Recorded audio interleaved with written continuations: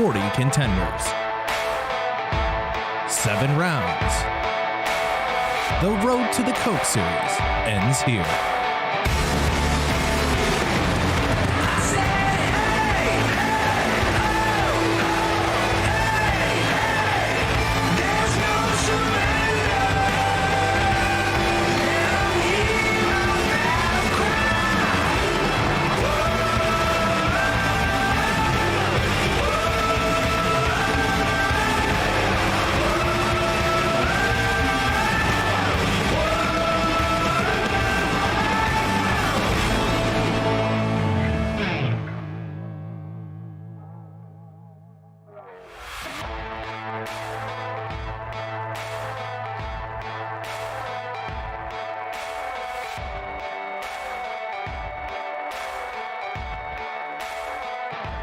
Good evening, race fans, and welcome to Podium Esports coverage of the third race for the 2021 eNASCAR Contender iRacing Series. Live tonight from iRacing's virtual Auto Club Speedway in Fontana, California. Shane Spike here, the voice of Podium Esports, alongside Josh Lee, Devin Henry, our producer Ryan Bauer, with cameras as always provided to us this evening by Dougie Beard. Biggest question as we come into this third race of the season, Josh, to me. Last week at Homestead, Miami, we were at a track that we thought might actually develop into a 2 or 3 group racetrack, especially with the low downforce and high horsepower of these Class B stock cars in the NASCAR Xfinity Series that we're using. We did not see that. It was primarily a bottom feeder race. Fontana tends to be a similar multi-groove kind of racetrack, so I pass the question on to you. Do you think that we're going to see drivers sit on the bottom tonight, or are we going to see some drivers try and make the middle or the outside lanes usable? I think there's a chance that we're going to see a couple drivers migrate up the racetrack, because you think about Auto Club, really anywhere you run here, there's no difference in tire wear. Homestead had a little bit of a difference in tire wear, where if you ran the bottom, it had a little bit less of an effect on the tires than if you ran the top side. So I think tonight we're going to see a little bit more of that multi-groove, because really at this track, any groove works. As long as you have your setup dialed into how you want it, you can run down on the apron all the way up to right next to the wall. And any line at this track is going to work. Just depends on how those tires are going to wear in for the rest of the field. Devin and Henry, we saw Colin Keister dominate the latter half of the race last week to take over one of the top spots in the point standings as well. This is about the time of the season where if you're going to start making a move after a bad start, you probably need to have a good finish here. Yeah, this is almost feels like do or die, right? Because this season is just so dang short. But you go back and you look at what Colin did last week at Homestead Miami Speedway. I mean, I don't know how we went wire to wire green flag racing, but all that means is we can do it again. And it was the strategy on pit road when pitting. It was the entire race that Colin and his team set up to go and get that win. I feel like that the same thing could happen here. You have to prepare for this race to potentially go green, if not all the way, then for long segments, and get yourself up front like Colin did. I think a lot of the teams are looking back at that race last week and saying, what did he do that we could have done and implement this week, especially for those guys in the bottom half of the points. You want to be top 20 as we are nearing the halfway point of the season really quick. Remember that in the Coke Series earlier on this year, that Bob Bryant won this race on fuel strategy. So if there ever is a track where we are probably going to see a long green flag run, tonight probably is that race. Here's a look at the schedule of the full eNASCAR Contender iRacing Series season. Been to Phoenix and Homestead Miami tonight. Auto Club, we make our first ever visit in the series to Nashville Super Speedway next week, or rather 2 weeks from tonight. We'll take a week off for the Thanksgiving holiday in the United States before closing out with 4 straight weeks of action, which begins at Nashville, then Dover, Darlington, and Texas to close us out, just like we had in the eNASCAR Coca-Cola iRacing Series back in October. Here are your standings after 2 of 7 races. Keister and Retzlaff dead level on the point standings, but Keister's got the win, so he's got the tiebreaker. Caden Honeycutt, Cody Bias, and Dylan Alt making up the top 10. Taylor Hirsch, Blake Reynolds, Femi Olak, Garrett Lowe, Malik Ray, they're in the top 10. And Josh, you see some of these drivers here. Nicholas Shelton, you figure, should be higher up after the way things went for him at Phoenix. Dominated the race and didn't win it. And some of these other drivers are going to need to start making tracks if they want to secure their place in the Coke Series for 2022. And take a look down there on that cut line. Blake McCandless, Alan Bowes currently tied on that cut line. You go one down to 21st. You find Anthony Burrows, who is also tied for that cut line. Colin Bowden just 1 point behind. Kyle Peddle, Jake Nichols 2 behind. Brandon McKissick 3 behind. You look right near that cut line. It is a lot of drivers who are close to falling underneath the cut line or close to getting above the cut line.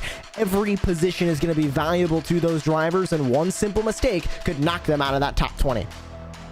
It will be tight. We'll still see a little bit of movement with these cars for the point standings tonight, but we're starting to have a sense of who is going to contend in the Contender Series and who's going to fall off quickly. Let's head to Google Earth now and show you where we are in the world. We're maybe about an hour outside of downtown Los Angeles proper, up towards the mountains, where this was an old industrial park, Devin Henry, but now is, at least for this point, a 2-mile D-shaped oval. Well, it could also become industrial again, but I'm going to go besides that. This is one of the most fun tracks in the real-life NASCAR circuit. You have those turns that are only actually 14 degrees of banking. It feels like so much more. And when you hit that back straightaway, it's 2,500 feet in length with a slight 3-degree banking, so different than that D-shaped front straightaway. 11 degrees of banking, almost the exact same as what is in the turns, and a much longer 600 foot more, 3,100 feet down that front straight. Everyone knows that you need momentum on corner exit to capitalize down the straightaways and maybe even use a little bit of that draft to do some overtaking. Maybe, just maybe. A little closer look here at the race on tap for us this evening. 100 laps, 200 miles, right in the ballpark of 320 kilometers. Pit road speed 55 miles an hour. Your fuel window about 44 to 46 laps. So you are likely going to need a splash of gas if this race goes green the full way through. 5 sets of tires available to us in the pits, and Mitchell DeYoung went to victory in Southern California, a win at his home track in the Contender Series a year ago, which he then parlayed into a runner-up series in the runner-up finish in the Coke Series in 2021. So good precedent set for whoever ends up winning tonight's race. But for now, we're just waiting here with about a minute left in qualifying. And how about Kyle Peddle with the fast time? He's a driver who's not had the best of starts to this series. Josh Lee certainly would not mind the good track position to kick off tonight's race. You're talking about Kyle Peddle at the front. I want to talk about Femi Olot, who's sitting in second place right now. Great time for him getting started here in qualifying. You go one position down. You find that driver that is on the cut line, tied with 3 other drivers for that cut line. Alan Bowes, who sits currently in 3rd on the speed charts. Seems like those drivers that had less than stellar performances at both Phoenix and Homestead are coming into this race with a little bit more fire. They're coming into this race with a little bit of a better car to try and get themselves some more points as we go into the middle portion of this season. That is really going to be the test of who's consistent enough to get into that Coke Series. Consistency, because Devin, as we've said many times over, it isn't necessarily about winning every week. If you can finish top 20 every single race, you are almost certainly going to go Coke Series racing. That's all you need to do. This is not about winning the title. It's just about being one of the 20 best. As we will now turn our attention to the starting grid and tell you where your favorite driver will begin tonight's race, as Kyle Peddle does hang on to top spot, and he qualifies P1, first pole of this Contender iRacing Series for 2021 with a 40.033 lap time. Femi Olot will start to his outside. Alan Bowes and Cody Bias roll off from 3rd and 4th. Anthony Burrows and Blake Reynolds complete the top 6, Josh. It'll be Colin Keister starting there in the inside of row 4. Santiago Tires to his outside. How about Justin Bolton sitting there inside of row 5? Colin Bowden rounds out the top 10. Jordy Lopez, Blade Witt, both going to be on row 6. Row number 7 starts off with Donovan Strauss on the inside, Brian Schoenberg on the outside of him. Row 8 is set up by Ryan Doucette and Jake Matheson. Jake Nichols and Derek Bordeaux round out your first 9 rows. Brian Mercurio, Derek Justice starting at 19th and 20th. Brandon McKissick and Seth DeMerchant in row 11. Row 12 is where you'll find Blake McCandless and Parker Retzlaff. Back from there on row 13, Casey Tucker to the inside. Liam Brotherton going to go to the outside. The dominant driver from Phoenix, Nicholas Shelton, starts to the inside of row 14. How about Taylor Hurst? He had a pretty good run at Homestead. He sits outside of row 14. Michael Cozy Jr. and Brian LaPrade sits outside of row 15. Garrett Lowe in row 16 alongside Brad Davies. Christian Pedersen and Ashton Crowder make up the 17th row. Zach Nichols and Malik Ray in row 18. Final 3 starters in this race: Dylan Alt, Caden Honeycutt, and Daniel Everhart. Last man on the grid. A 39-car field to take to this track this evening in Southern California. Air temperature in sim currently 65 degrees Fahrenheit. Track temp 74 degrees Fahrenheit. Winds headed to the west now at 12 miles an hour under clear skies. The in sim time is November 20th, 2021, this upcoming Saturday, right after 12:15 p.m. local time. And once again, another look at the race analysis, going for 100 laps, 200 miles, 322 kilometers for these drivers. The road speed 55 miles an hour. And again, that fuel window going to be the most important thing to watch, as we'll now go down to pit road and hear from our pit reporter, Justin Prince, for the first time. Justin, what are the drivers and teams saying about that fuel window, and how do they plan to attack pit strategy in tonight's race?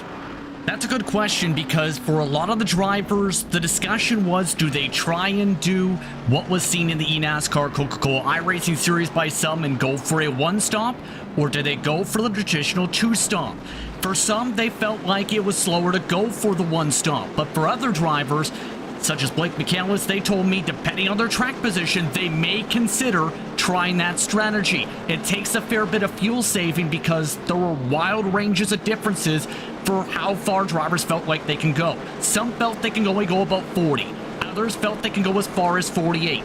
So keep that in mind when it comes to the strategy. And oh, by the way, fair bits of positivity amongst many of their competitors up front, James. The question is going to be, though, for some of them, how things play out. There's a lot of unknowns for how this could turn out tonight.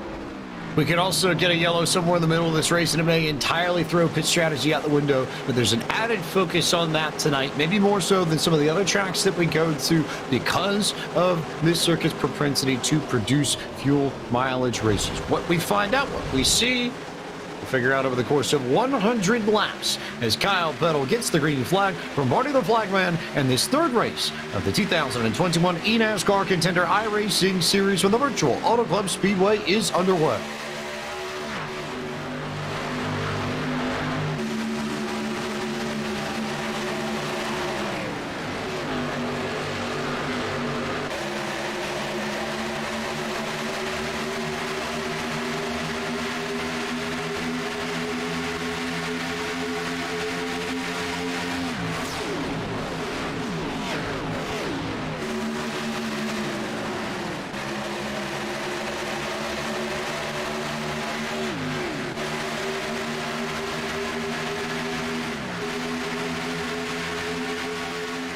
Kyle Peddle, leader of the first lap, and leader by a good margin, clear by about maybe 3 or 4 car lengths over Cody Bias. But the Duval Creative Machines running well early on, and I think we're getting our answer very quickly as to whether or not this is going to be a one-groove race or a multi-groove race. Look at everybody spread out all over this racetrack within the second lap of this 100-lap race, Josh. And you saw drivers already getting very loose down on that middle line. Everybody goes to the inside. Couple drivers electing to go up to the outside. Looks like the first one to really experiment with that is Alan Bowes, who is pretty much on the outside line there. Unfortunately, did not work out for him too well. 3 wide down the front straightaway. That is the 66 on the outside. The 8 in the middle of Colin Keister. Blake Reynolds to the outside there. And how about Anthony Burrows down to the inside, trying to make something happen in the 62. He tries to go for 4th. Keister's going to use the 66 of Blake Reynolds up the racetrack. There's still 3 wide as they work down the back. That's beautiful work from the native out of Frostburg, Maryland, in the winter 1 week ago at Homestead, Miami, to make the middle work for him and jump up into the top 5, just to the inside there of Alan Bowes and Blake Reynolds. As Reynolds will try and roll the momentum up top, everybody else sliding in line behind him. We're starting to see these drivers file into single and double file amongst the leaders, Evan Henry, but that's only until you get back to, well, about Keister and Bowes and Reynolds, and then they're back side by side once again. Exactly. Now into turn number 1 again, you see everyone fan out. And I'll tell you what, there's no better way to watch this race than through the rearview mirror. So I think Kyle Peddle is pretty happy with what the show that he's chewing popcorn on right now. But Bias is not making it easy. He's still right there up on the rear bumper. And now it's a game of patience and also hoping that these guys towards the middle of the field continue to go 2-3 wide throughout the pack. Peddle would love to be watching this through the rearview mirror as you get a good look here at Briar LaPratt out of Manchester, Tennessee, driving for Lockdown Racing. working his way towards the front. But for now, Vettel, I think would love to watch this more out of the rearview mirror, like you said, Devin. Problem is that Cody Bias has managed to reel him in over the first few laps of competition. Makes me believe that Bias might have a stronger car under green flag conditions, and Femiona is right there with him, as is Blake Reynolds, as is Alan Bowes, the top 5, and even Colin Keister. And you can maybe make the argument for Anthony Burrows, too. Everybody there, single file on the line, and then a mess once you get to Justin Bolton and Colin Mountain and Jordy Lopez Jr. and company, Josh. There's still 3 wide there with the 46 of Bowden in the middle. You're on board of the 66 of Blake Reynolds as he sits in P4. James, I think this is going to be a game of the long run. I think we're going to see a lot of change in the way these drivers run on the racetrack because of the long run. There's going to be a lot of different drivers who are fast on the short run, a lot of different drivers whose cars are going to come alive during that long run. And we just saw as they went through the corner, the 14 of Bolton on the outside, as well as the 17 of Santiago Tires blazing by about 2-3 cars that were running on the inside line. Just looked like they stalled out going through turn 2, and the outside line was able to help them through there. So we go on board with Anthony Burrows in the 62.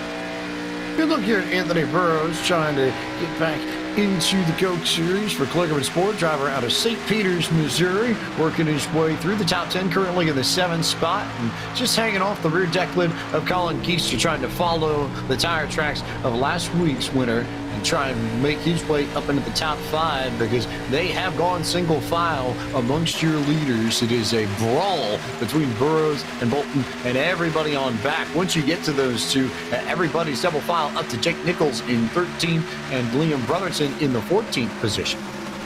And I've never been so happy to not be in a race and be in the broadcast booth instead, because these drivers have to be thinking that this is beyond chaotic at this point as they still fan out 3 wide through the corners. And once you bring yourself back, if you got float up off the corners, right, and you have that guy on your outside, it becomes so difficult if you don't have your spotter right there in your ear to know exactly how far can you float up, because you want to maximize that speed off of corner exit like we talked about, to go those now 3,100 feet down the front straightaway, 2,500 down the back straightaway, and carry that momentum. So, like right here, Strauss having to be so low on the track on exit, you cut so much speed off of your straightaway. Right there, there's potentially 2 positions lost if he can now find a way by these guys on corner exit. Momentum doesn't matter as much in these cars as it does with, say, the trucks or the Cup Series cars, or even the next-gen cars, because you've got more horsepower in these Class B stock cars than the NASCAR Xfinity Series. But they're wrecking across the front straightaway. That's Brian Schoenberg, who got spun down on the inside, and Schoenberg will head all the way down to the apron. I think he made the slightest contact with the wall, but we stay green flag racing. We'll get a good look here and see what happened to Schoenberg coming down the front stretch. I think they're 4 wide here for a moment, James. Here comes the 52 up the racetrack. Gives the block to Schoenberg, and who did he make contact with there? Oh, he just gets a tap from behind, and around he goes on the front straightaway. Luckily, no yellow flag. We stay green, and they continue to run a pack as they work their way through. I believe that was Parker Retzlaff who made contact with him.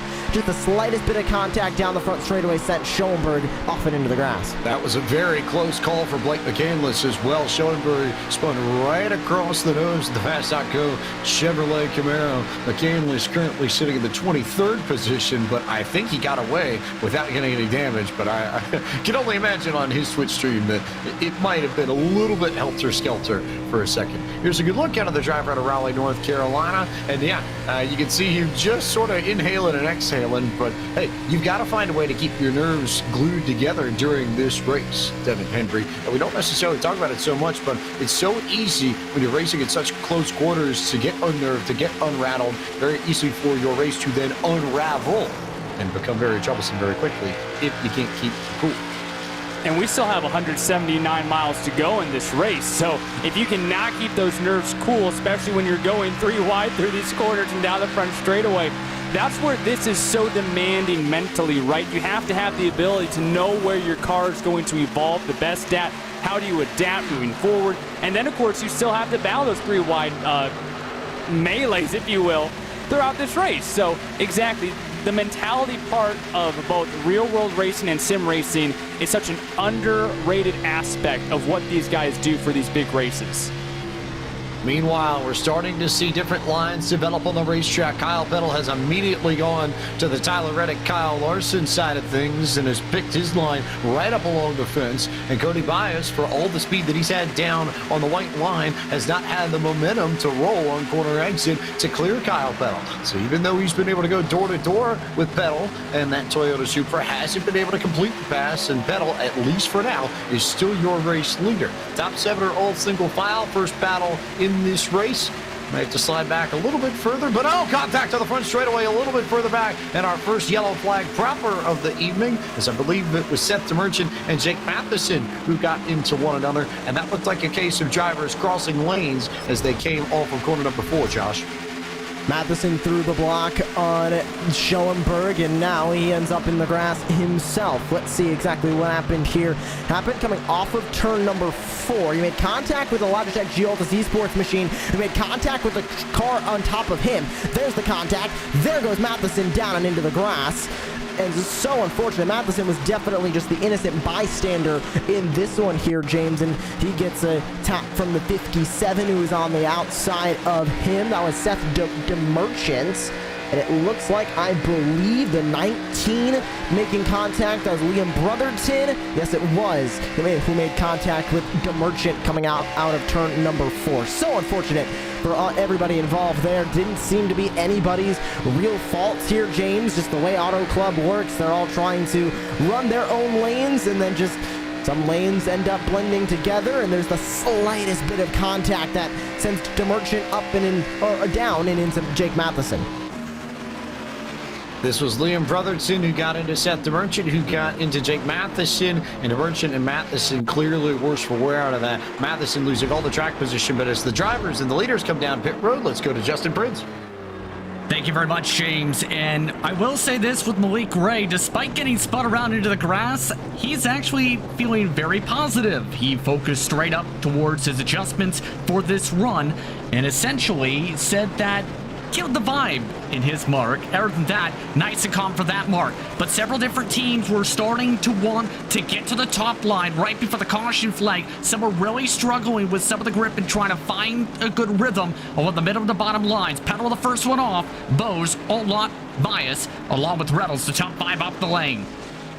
Most important piece of this yellow flag, I think, is that this is going to put us just inside of the fuel windows. So I believe, even Justin, you can correct me on this if my math is wrong, but I believe this puts us in the range where drivers, if they're smart, they might have to save a little bit, but they can make it to the scheduled distance on one more green flag pit stop. It would not be good if we had a green-white checker.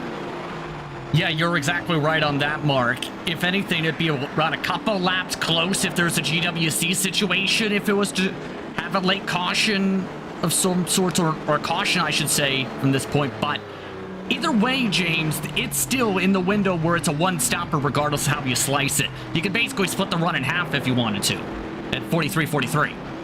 Could go 43-43. 86 laps left on the board, coming to 85 laps left in this race as Kyle Peddle and company will get reorganized. Lights go off the pace car, so we'll get our first restart of the evening on lap 16 of 100 in what should be a very entertaining race. Biggest thing I saw, though, Devin, in the racing there, absolutely no question as to what kind of race we're going to get. For all the bottom feeding we saw at Homestead Miami, this is not going to be that. We are going to see these drivers all over this place all night long.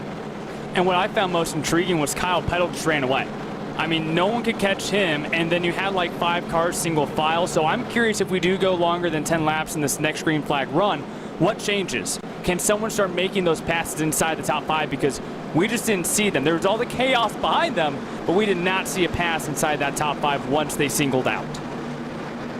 Which then, maybe, Josh, does that increase the importance of trying to get positions on the first lap after a restart? I think it can, but I also think we saw a healthy amount of drivers that once they started working different lanes were able to make those passes under the green flag. And we really have not seen a long run yet. That run was cut short at around lap 13.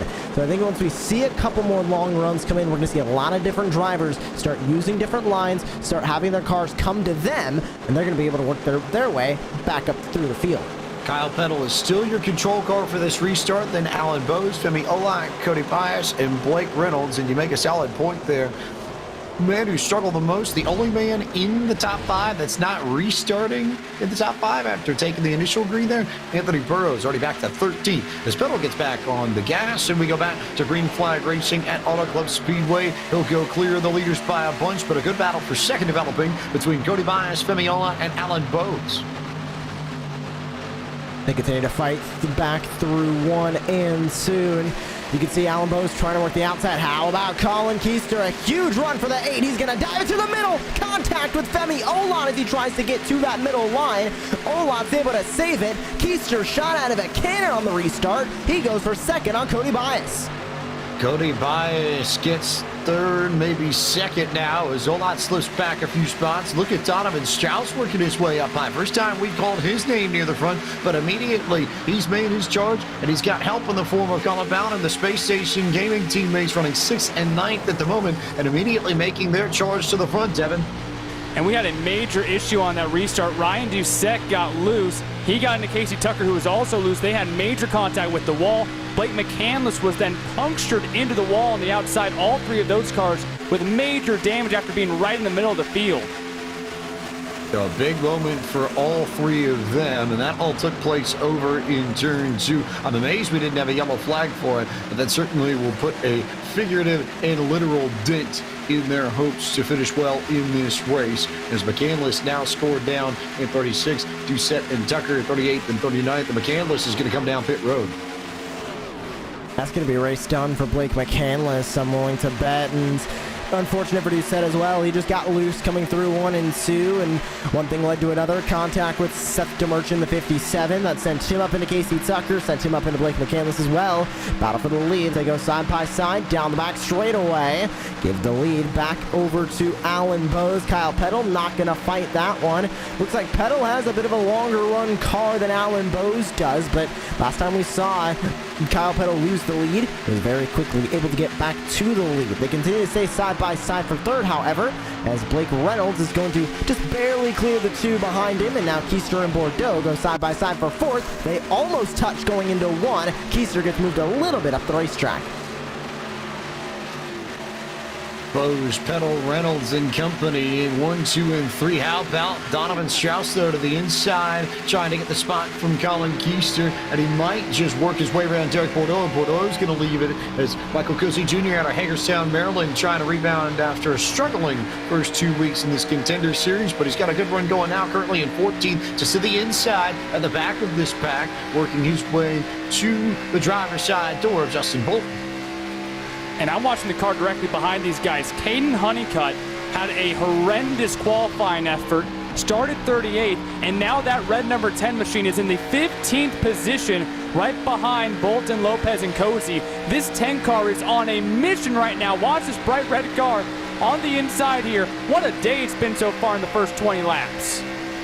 Here comes Caden Honeycutt to the outside of Michael Cozy Jr. We saw how strong he was, got the victory, or rather a good finish in Phoenix, was runner up there behind Parker Retzlaff, and backed it up with another really strong run at Homestead, Miami last week, as everybody trying to scramble for positions. There's a little bit of wheel movement out of the driver from Aledo, Texas, from Bobby Dale Earnhardt's Legacy Esports, currently in the middle of this bunch in 15th, but trying to work his way for a 3rd consecutive top 5. Back through 1 and 2 they go, 2 by 2 for a majority of the field. A lot of the field has now gone up to the outside line. Pretty typical for the Xfinity Series when they're here in the real world. And we're seeing just a couple of drivers start to go down towards the bottom. Here's Donovan Strauss. He was your points winner when it came to the qualifying series. Already had some really good finishes when it comes to the Contender Series as well, James. And he's looking to continue that nature here. 3rd race for him, of course, this season. And Donovan Strauss now up to P2.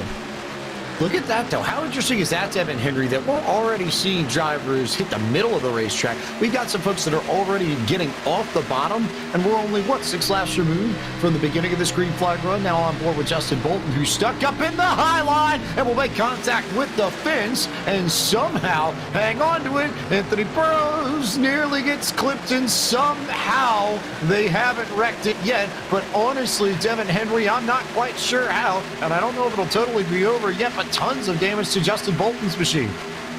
The left rear quarter panel of Bolton's car was just oh so nearly tapped by the 10 of Caden Honeycutt, and I do not know how no one completely looped it going into turn number 3, because then there was even more contact. Another quarter panel got injured in that one, so watch that bright red 10 car kind of come up the back straightaway a little bit here. That little tap right there, and Bolton back up into the wall, then nearly hooks this car here. Nobody wrecks. We're all okay right now, staying green. Somehow, some way, they're green, but lots of damage there. Meanwhile, for an update on Doucette and McCandless and company in that earlier incident on the green flag run, let's bring in Justin Prince. And a plethora of emotions from that, James, to keep in mind, because the worst driver in terms of damage from that sequence was Blake McCandless, to the point where he had several seconds of required damage, and now is the only driver a lap down. He was not happy as a result of that contact and is still struggling as a result with that race car. Needs some caution flags to get back in it. For some of the other drivers involved in that incident, Jake Matheson had mentioned, who's in 36th position, how his oil temps have been rising for his car, but feels like his car will be okay once that number 52 machine gets back in the draft. So there's a different spectrum of confidence levels after some of the trouble there. Oh, by the way, one of the drivers that is also charging to keep in mind, Donovan Strauss, they felt very confident. It's just been about, in terms of their spotting strategy, not putting Strauss into a bad spot early with it being too much of a risk and too much of a dynamic track. It's about having to play the patience game right now. They feel quick in that camp. They feel very, very quick in that camp indeed. We'll see how it pans out for them as Alan Bose continues to lead. A good look here at Michael Cozy Jr., but biggest thing I can see in the top 5, Donovan Strauss is making a charge, Josh Lee. He has consistently been one of the fastest cars on track, and from 13th on the grid, he's driven his way into the top 5, as has Derek Bordeaux, who started in 18th. So we're starting to see the comers rise to the front of this field. And we talk about Donovan Strauss. We, of course, mentioned that he was top of the qualifying series. Okay, great. Does nothing for him going into the Contender series, but give him a little bit of momentum. Let's talk about his finishes in the Contender series. Less than stellar performance when it came to Phoenix Raceway. 34th he finished on the racetrack there. Then we fast forward to Homestead. We talked to him on the podium 1 week ago. He got a 3rd place finish. So he's looking to continue to gain and not have to rely on that drop for Phoenix. He does not want to have another race go worse than Phoenix to where he would have to use the drop for that. So, just looking for more great finishes is Donovan Strauss. We know he's capable of it. He just needs to get out there and do it in this Contender Series season. So we go on board with Colin Keister, fighting from 6th. Bordeaux and Petal now side by side, as Petal still running that Kyle Larson line. He has not moved from that outside line, still trying to make it work. But here comes Blake Reynolds, not a challenge. Got a good look at this battle here from Colin Keister, who's just behind this bunch, currently running in the 6th position. You see all the action off of the top of his Chevrolet Camaro as they all try and fight 4 positions ahead of him, and Bose and Strauss and Bordeaux and Petal and Reynolds try and stay in front of the number 8 Chevy Camaro. They continue to go door to door, do Bordeaux and Petal down the backstretch, but Bordeaux finally with the run to clear Petal, move him back to 4th. Bordeaux up to 3rd now as Reynolds continues to hold the 5th spot, and all these drivers otherwise just trying to find all sorts of different lanes of the racetrack, as Bose is going to keep the lead, at least for the moment, ahead of Colin Keister. But this could get interesting very quickly, especially when you consider, you see him right there just on the edge of the screen, the damage machine of Casey Tucker. This is the gap live that you're looking at between Tucker and the drivers who are ready to put him 1 lap down. And Tucker involved in that last restart, an issue there with a couple drivers who got wicked loose, including himself. And we will see exactly how they merge together. But with Bose now up front and Strauss attempting to reel him back in, Petal did so well in that opening 10-lap stint and has fallen back to that 4th position with Blake Reynolds continuing to reel in that rear bumper as well. How will these cars evolve? The track temperature isn't escalating to a immense amount, only 76-degree track temperature, which is a couple degrees hotter. It is in the middle of the day. It's only going to get hotter, but who is going to be able to jump ahead of the weather, jump ahead of the tire wear in terms of setup? And I think that's going to be the biggest thing. You know where you are right now, but how do you need to adjust the car and evolve as this race goes on and on and on? 70 to go next time by. Alan Bose continuing to work the wheel. You saw him slide a little bit on corner exit. Just a little tight there. Officially in Lima, Ohio. Now residing down in the Atlanta area is Bose. But for the moment, the Dead Zone Racing driver keeping Donovan Strauss at bay. We'll see whether or not that maintains over the course of the next 5 or 10 laps or so. But for now, Bose in control, then Strauss, then Bordeaux, then Petal, and not really a proper battle until you get to Caden Honeycutt, Femi Ola, and Cody Bias for 9th, 10th, and 11th. And everybody really continuing to stay close to each other. Of course, at the front, they've spaced out a little bit, but the biggest interval I'm seeing is right around 4.5 tenths. You go a little bit back, 4.5 tenths between Keister and Nichols. You go a little bit further, about a tenth, 2 tenths, another tenth, less than a tenth. So we have a lot of drivers that are still staying close to each other. They're not spreading out too much. So we have a side-by-side battle for the lead. Donovan Strauss really wants it. He's going to take it just for the moment, but here's the drag race down the very long curved front straightaway here at Auto Club. And Bose got the best run off turn 4, able to keep the best speed. Here comes Strauss, right back to the bottom in 1. This is a tricky thing to read because what you're watching for really is where these cars on corner exit. You see Strauss there just come on, and he's just along the quarter panel of Alan Bose. That's, I would say, virtually the gap between the leader and second at this time, because whoever runs that high line that Bose is running is going to carry momentum on corner exit, so they're naturally going to blast down the straightaway, but Strauss is going to gain all the time on the inside of the racetrack running through the middle of the corner. The one spot where they equal out is usually right at corner exit, so if you want to get a sense of who's running well and who's just ahead of this field and in the race lead, that's the point that you need to be watching where those two cars are. Of course, there's also the matter of Derek Bordeaux, who's trying to make the charge out of Quebec and maybe, just maybe, give Donovan Strauss a little bit of trouble here because he's been gaining on the Space Station Gaming driver over the course of the past 5 laps. And that Dead Zone 04 continues to reel in a little bit more, and continues to close the gap, and now up on the rear bumper of Strauss. And he saw exactly what worked and what did not work for Donovan Strauss, so he might be able to exploit some of the difficulties that 51 car is having. Attempting to hug that bottom seam, not all the way down to the white line. You scrub a little bit of speed down there, but Strauss just cannot get to the rear bumper and make a move on Bose. So Derek Bordeaux is watching this. He's staying high as well. I'm curious if he's going to try to use a little bit of that draft down the straightaway and just not even worry about Strauss. He's using a completely different line than Bordeaux.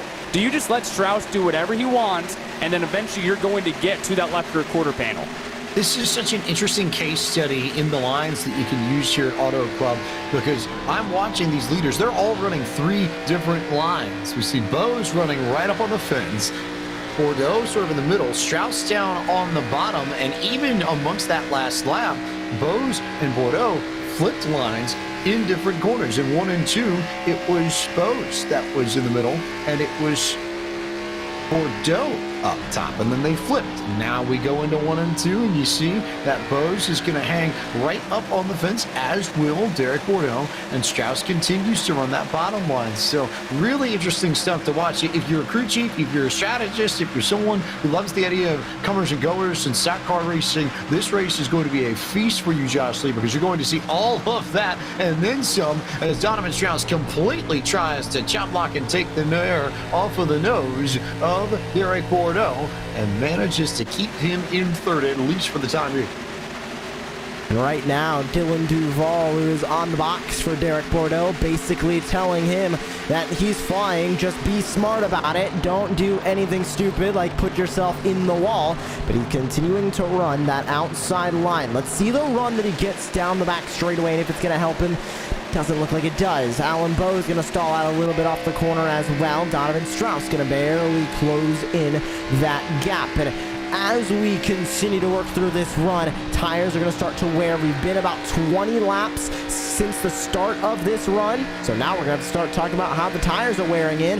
As here comes Strauss, barely not able to clear him, and he is going to fall right back into the clutches of Alan Bowes. The 21 doing an amazing job at holding the lead at the moment. For more on the strategy here and more on these drivers and what they're thinking about doing as they change lanes and try and manage their equipment over the course of this green flag run, let's go down to pit road and to Justin Prince.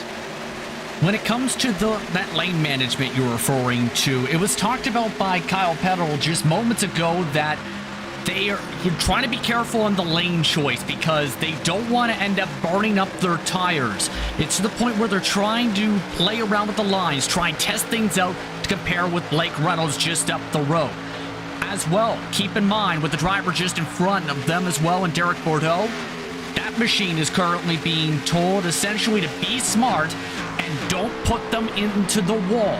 In other words, they're trying to play very carefully in their choices to make sure they don't burn up their equipment, especially with the fall-off being 1.5 plus seconds already throughout much of the field, James.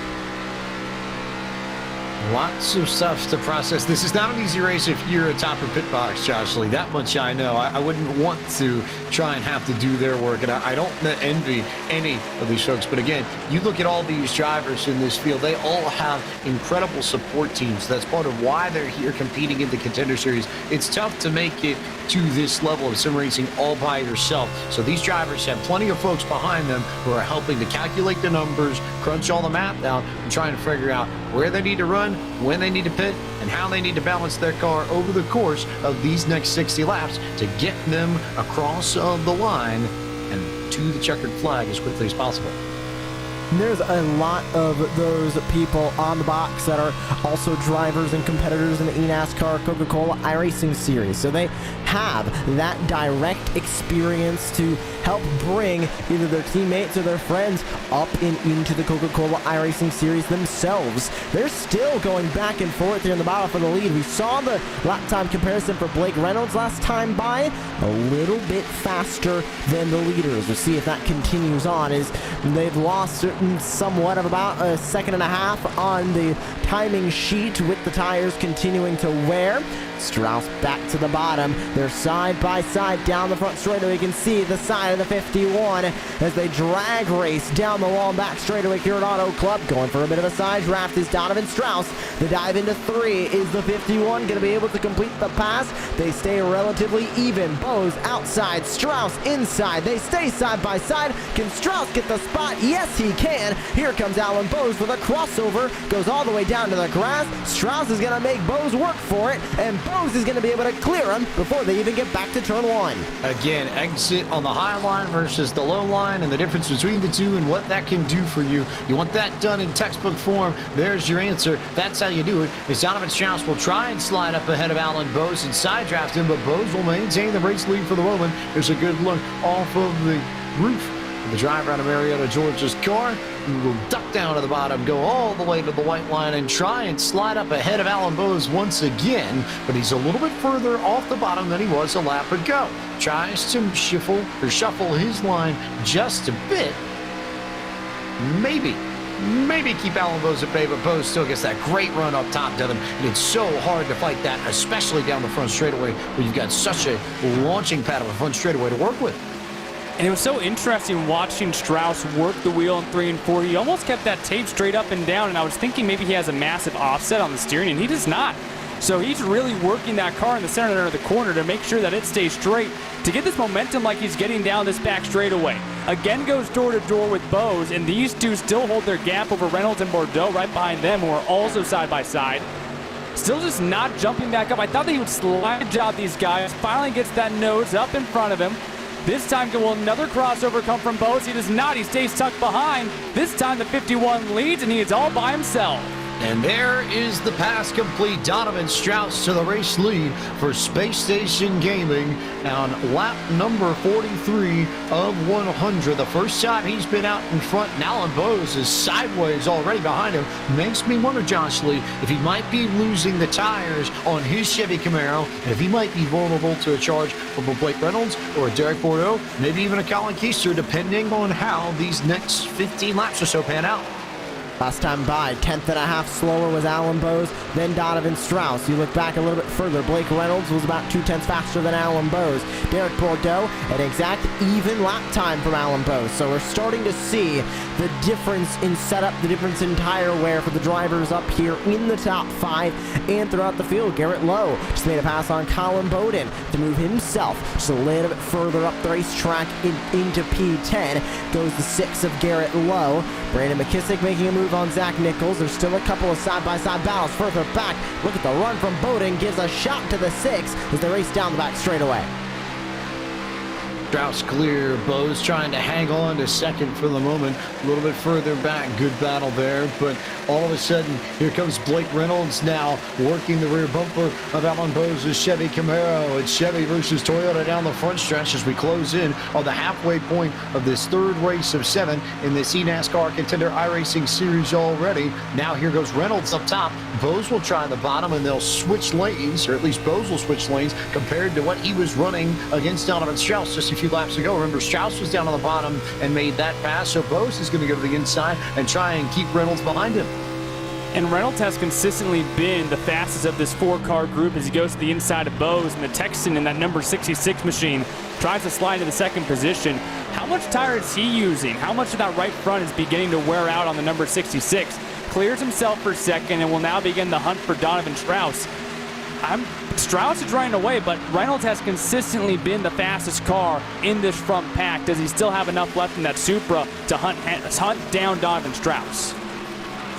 At least before we get to green flag pit stops, which should be coming in the next 10 laps or so. That's the biggest thing that we need to pay attention to. These drivers, remember, got that yellow flag almost at a perfect time, right to where it should be a one-stop race by everybody's window. So it removed some of the strategy that was present when we took the green flag.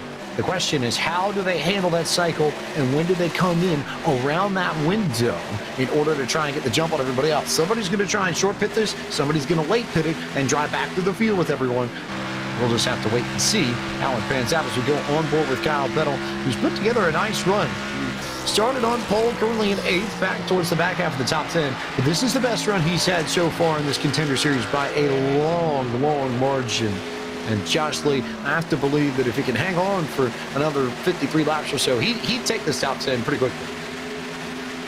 Definitely, and a lot of the drivers right now in the top 10 would take these finishes. Right now, the only driver who has really been consistent over the last 2 rounds that is up here at the front is Colin Keister. Everybody else still looking for some good finishes as we go on board with Taylor Hurst, the famous lean going into the corner, and he stays leaned down the straightaway as well. As take a look at the 10 of Caden Honeycutt up the middle. What a move for him. It is a hornet's nest right now all around this group as they just went 3 wide. They continue to go 2 wide as Caden Honeycutt trying to move his way up the leaderboard as Jordy Lopez Jr., I believe, just went off pace. Never mind, that is the 98 that just went off pace and is going to go 1 lap down. That's Ashton Crowder. As they continue to fight, developing story from pit road. Justin Prince, what do you got for us? You mentioned that 98. The stop they just made was not a scheduled one, guys, because they had a pedal issue just appear for them where the clutch was hanging for Ashton Crowder. He ended up fixing it within 5 seconds during the pit stop sequence, but now he's in a very tough situation, James, where he's outside the projected fuel window by at least a few laps. They essentially had the approach, it's going to take a heroic effort to fix the pedal. They fixed the pedal, and now it's the matter of how they recover. The pedal is fixed, but Crowder now scored in 36. He's the first car one lap down in this race. And just if you're trying to keep track of things as we look at Femi Olat, who's in 7th, the next car up the racetrack would be Ryan Doucette, and Doucette would be the free pass car if the leaders can get to him. Problem is that Strauss probably has somewhere in the ballpark of maybe another 10 to 15 seconds before he gets to Ryan Doucette. So that's something that Crowder, I think, is going to have to factor in over the course of these next few laps or so. And we may not see a car go a lap down before these drivers come down pit road, or at least the leaders come down pit road for what should be the one round of green flag pit stops we'll have tonight. So plenty of factors beginning to weigh in as we approach halfway, and as we do hit lap number 50, we'll hit the halfway stripe this time by cross flags, and that gives us the opportunity to bring you tonight's iRacing Midway Race Break, which as always is brought to you by iRacing, the world's premier online racing game. iRacing puts you in the driver's seat to experience today's newest form of competitive motorsport, virtual racing, all from your home PC. Race virtually in Australian supercars, IndyCar, IMSA, NASCAR, the World of Outlaws, and more. And a friendly reminder that you get 50% off new signups and 25% off of renewals when you sign up today at iRacing.com/Black Friday. Mathematically speaking, it's the best time of the year to get your membership renewed or start your new membership and begin to work your way towards the eNASCAR Contender iRacing series. Donovan Strauss leads for Space Station Gaming with 50 laps up on the board. Blake Reynolds currently holds 2nd, Alan Bowes 3rd, Colin Keister in the 4th spot, and Jake Nichols completes the top 5. Femi Olat holds 6th at this moment. 7th belongs to Derek Bordeaux. Kyle Peddle now 8th after starting on pole. Cody Bias runs in 9th, and 10th. Josh Lee belongs to Garrett Lowe. That 11th spot going to belong to Colin Bowden. Blade Witt going to be in the 12th spot. Dylan Alton 13th. Liam Brotherton 14th. Brian Mercurio going to round out the top 15 with Caden Honeycutt 16th. Taylor Hurst in 17th. And then it's a hornet's nest back from there. They were just 3 wide as Michael Cozy Jr. currently holds 18th. Brandon McKissick holds 19th. And Santiago Tirez holds 20th. Malik Ray started 36. He's gunning for that 20th position, but now sits in 21st. Zach Nichols behind him in 22nd. Nicholas Shelton in P23, followed by Derek Justice and Jordy Lopez to round out the top 25. Brad Davies in 26th. Christian Pedersen in 27th.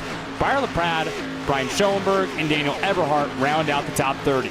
Anthony Burrows currently in the 31st spot. 32nd belongs to Parker Retzlaff. Jake Matheson in 33rd, and Seth DeMerchant in 34th.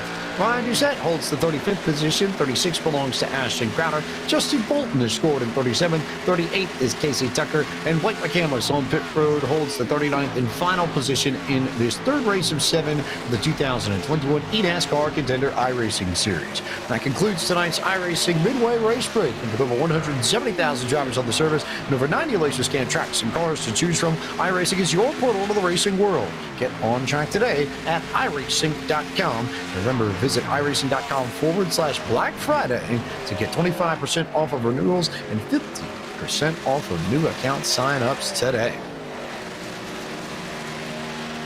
So Donovan Strauss in control of all of this and out front by nearly half a second over Blake Reynolds. Colin Keister 3rd. Good battle though for 5th. Let's go there. Jake Nichols, Femi Olat door to door, and it's Ford versus Toyota for the last spot in the top 5 at this moment. Continuing to fight with Femi Olat on the bottom. Jake Nichols peeking on the outside, and Femi Olat barely going to be able to get that spot covered off. Now that's going to open the door to the inside. For Ashton Crowder, who's going to go right on by. He's not going to worry about this fight, but he will be just slightly in the way for the moment. But you can see those fresh tires on the 98 going to come in handy. And he'll get away from that battle pretty quickly. But Femi Olat able to also get away from that battle pretty quickly as now Ashton Crowder tries to work his way around the driver on the outside of him. Now Cody Bias fighting with Garrett Lowe. Bias losing a good bit of spots from where he initially started. He started P4, was running up in the top 5 for the beginning of this run. Has now fallen a bit down, but opposite for Garrett Lowe as he is up 22 spots from where he initially started tonight. Garrett Lowe continuing to make a charge through this field. Really nice work for Lowe and really solid stuff for his machine as he now runs inside the top 10 for the first time this evening. Meanwhile, outbound Blake Reynolds and Colin Keister continue to fight at it. And you see a good battle a little bit further back too as they continue to work their way towards the checkered flag here at Auto Club. Here's the look between Reynolds and Keister. Just looking off the deck there, you see Olat, you see Nichols. You've got them 3 wide a little bit further back, just where we were with Bordeaux and Bowden and Witt and company. But now they've started to string out just a bit, Devin Henry. This is the most spread out we've seen this field, but it's also right before pit stops, waiting to see whether or not these drivers are going to try and come down pit road now or whether or not they're going to stretch it. But you have the opportunity potentially now to make it home to the end if you stop and get that done and dusted now. And with just 89 miles left in this virtual race, you have to start considering, what do I need to do to make this car better? Is it going to be something where you adjust the air pressures and try to get yourself some extra time when you get out of the pits? Even something as small as that can make the difference in a race where we've only seen 1 caution so far. Last week we went wire to wire, green flag racing. So you have to be in the mindset that this race might go green to the end. What do you have to do to make sure that your car can get the maximum amount of points? I look at a guy like Dylan Alt.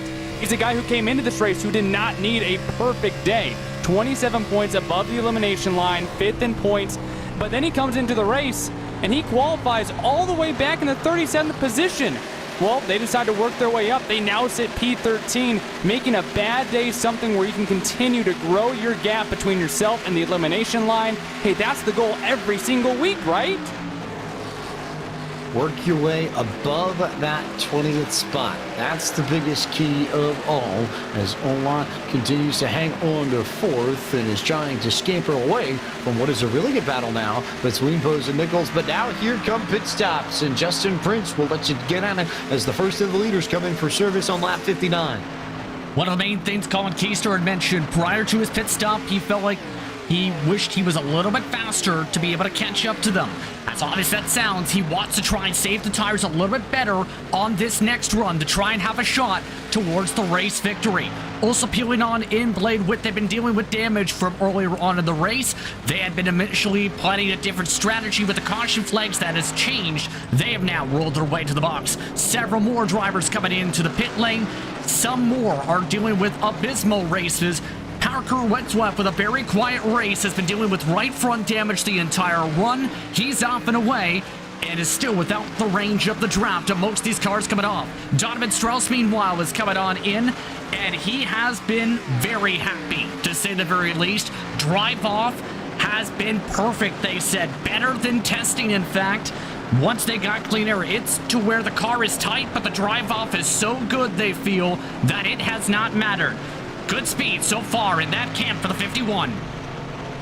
Very good speed indeed. This looks like a Donovan Strauss who has learned from everything that he went through in the Contender Series a year ago. And remember last week when we talked to him post-race in his podium interview, he was so worried about having the bad luck hit him once again, especially after the way his Phoenix race panned out, where he had speed and then got caught up in a late wreck and ended up in trouble. Looks like this might be a properly fast Donovan Strauss this time around. More cars, though, coming down pit road. Justin Prince, let's go back to you for the second wave of pit stops. More stops indeed, and one of the drivers that's feeling a little bit of the heat, literally, is Blake Reynolds, as he forgot to turn on his fan before taking the green flag. It's been very calm, though, in the 66 camp. They've been trying to let things come towards them, it seems, throughout the entire night so far. More drivers in the pit lane include Briar LaPrat as well, who has been struggling with his right front tire really tight in traffic, the 35, right from the drop of the green flag in the last run. That team has been essentially saying it's Homestead all over again for LaPrat. Novak feels if he can save more tires, Briar LaPrat, he might be able to run better to close out this race. They're off and away as Anthony Burrows comes on in. Anthony Burrows, one of the last drivers to come in this time, has been dealing with right rear quarter panel damage, not affecting the handling, James, but it has affected the speed, they had said, after checking the damage. everybody done, dusted with pit stops, and the only man who's just coming in for service is Anthony Burrows. He's the last one to complete a green flag pit stop, along with Ashton Crowder, who came in a few laps ago to fix that pedal issue and decided to turn that into a strategy play. So if we go green flag racing, Crowder I don't think can make it all the way to the end, but if we manage to get a yellow flag somewhere within, call it about the next 30 laps or so, and Crowder will have the opportunity to pit from the race lead. And this now throws a neat little wrinkle into things, Josh Lee, because Crowder could benefit from that whole pedal situation in the end if things fall in his favor. If he gets a caution, which we saw multiple drivers bank on a caution in Homestead, and look at how that turned out. We went caution free all the way to the end. We already saw one caution tonight. Field spread out now. And the fact that we didn't see a caution for a single car incident a little bit earlier on tonight, I would not want to be in the camp that is betting on a caution. We might get one, but especially with the worn tires that Ashton Crowder is seeing right now, here comes the train of Strauss, Keister, Lowe, Reynolds, Olot, and more, all to catch him as they work their way through 3 and 4. The difference in lap times between Crowder and Strauss and Keister and all the leaders who just came down pit road is about a second. At this point, it was 9 tenths officially last time by. But that difference is going to fade just a little bit as the tires get worn in on the race leaders. And the fall off is going to be greater for them than it will be for Crowder, who's already starting to hit the midpoint of his green flag run. So yes, Strauss and Keister should eventually catch Crowder, but it might not necessarily be immediate. The question will be, what do the lap times look like when they do run down the Ford Mustang that Crowder has currently got in P1, and what kind of difference will exist then? Will it still be almost a second, or will it have shaved down and come down to maybe 7 tenths of a second, 5 tenths of a second, 3 tenths of a second as you look at Crowder there? And that, I don't think any of that matters for Crowder's camp, who it sounds like he literally just threw a water ball up there. Okay, he's got it back. He's good. Say hi. Oh, there it goes. Okay, never mind. He wants to throw that out the window right now and get a caution, but I don't even think that it would be Ford to be in the lead or have good track position. He already knows he needs a caution just to survive. If he goes back down and pits right now, he's back a lap down. He came into this race 28 points below the elimination line, and now if he were to slide back to where he was, is outside the top 35. If he goes back to 10th on this cycle and then the caution flies, that is a win for this team, because they would all still come down pit road. Guys, there are still multiple sets of tires on pit road for all of these drivers. Strauss is going to catch up right here, blow the doors off of Crowder, new leader the 51, but this is not the play for Crowder. He just wants a caution to come sometime before he runs out of fuel, so he will not only be guaranteed on the lead lap, but then he might be mid-pack once everyone comes down and gets tires under caution. That's the play here for Crowder. Any sort of yellow flag will be appreciated for Crowder, who started 34th. But remember, 2 years ago in the Coke Series, he won here at our little club Speedway. So he has found success in the highest levels of stock car sim racing, and certainly can be a threat, especially if he gets the chance to pit and get back on cycle with everyone else. Here's a look at Cody Bias, who's currently in 11th position. A few cars battling ahead of him, but a pretty good group battling behind him too. Liam Brotherton, Kyle Petto, Colin Bowden, Derek Bordeaux, and Brian Mercurio, some of the names who are all single file just behind Bias in the Chevy Camaro. And they'll go back fighting into turn number 1. What a race for Donovan Strauss. What a race for Colin Keister. They sit top 2 on board with the 12th place driver, 19 of Liam Brotherton. He's got Kyle Petto taking a peek to his inside, and truth be told, that number 54, since the drop of the green flag, James, has definitely not been the best driver on the racetrack through the middle portion of this race. Beginning of the race, he had one of the fastest cars, and he could lead for a good bit of time. Now we haven't seen him really peeking up into the top 5 since, so we'll see if in these last 34, 33 now, some odd laps that are going to help Kyle Petto, or if he's going to be continuing to stay a little bit more towards the mid-pack as he runs P13. Also note, near Kyle Petto in the running order, but someone we've not talked about too much tonight, but has made a very nice charge as you look at the numbers. Caden Honeycutt started in 38, already up to the 10th position, and after the strong runs he's had early in the going in this Contender Series, you're looking at favorites for the championship. look at this driver right here, who again has got real world experience. He was runner-up in the late model stock championship for the Cars Tour just this past year. But Honeycutt also has speed in the sim as well, and a few more runs like this, and it won't be an immediate lock in the Coach Series competition for next year, but he's already well on his way towards making the case and being one of the first drivers to be able to rest easy and breathe in maybe the last race or two. Exactly, and that's all that you want to do, right? Because now that we're almost at the halfway point of the 7-race season, you just need to be racking up those good runs. Caden Honeycutt came into tonight third in points, 32 points above the cut line. But you look at this battle right here: Reynolds, Olot, Lowe, Bose, and I look specifically at Garrett Lowe, who started this race in 31st position. The pit cycle, he started around the 10th position. Now he's in the 4th spot. So a great run here for Garrett Lowe, someone who was 16 points above the cut line coming into tonight. Look at the calm demeanor on his face on the bottom right-hand corner of the screen. He looks comfortable in the car, and he certainly has a lot of speed right now inside the top 5. He's just been very calm, cool, collected. Garrett Lowe's got a runner-up finish here, though. That race that Ashton Crowder won last year in the Coach Series, Garrett Lowe was runner-up in it. So Lowe, too, also knows how to find speed. And in that sense, maybe not a huge shock that he is one of the hardest chargers in this race. I believe he and Crowder, at least for the moment, are tied for that honor. But remember, Crowder on the alternate pit cycle compared to the race leaders, so he will likely drop a few more spots, and that will leave Lowe as the outright hardest charger in this field.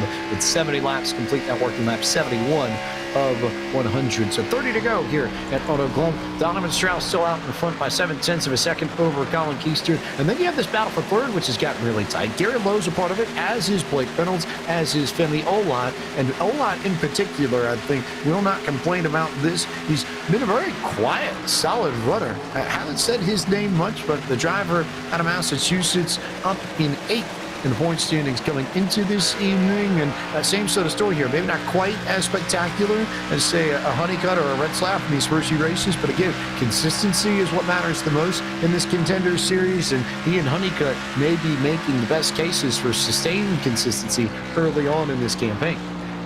Femi Olot got 7th at Phoenix, 18th at Homestead, so that's his current drop week, which is also giving him a little bit of help. But great start to the season for Femi Olot, and great to see, of course, wanting to get back to the top step of eNASCAR, and it always seems to be a little bit of a hit to the confidence when you get relegated out of the Coach Series, but Femi Olot definitely not taking any of that. He is running in third right now. A great run for Femi Olot to continue this campaign.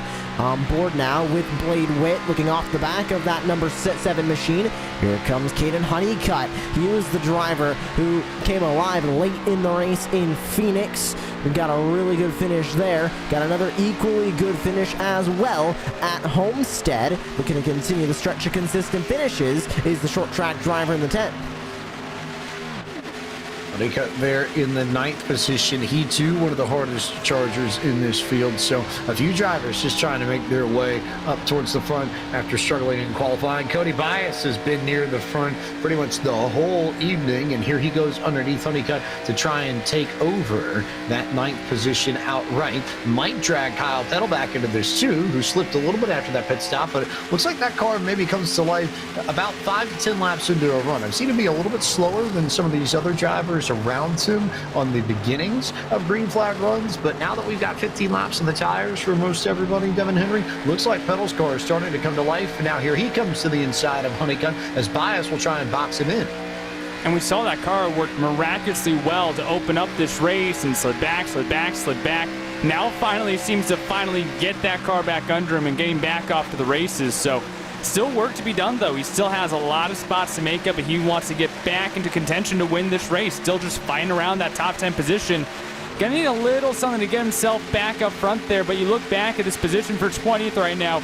Justice is back here, Cozy, Shelton, Tierez, and this Hornet's Nest is absolutely miraculous as they continue to swap spots back and forth. And these are some guys who need points. Derek Justice came into tonight 9 points below the cut line.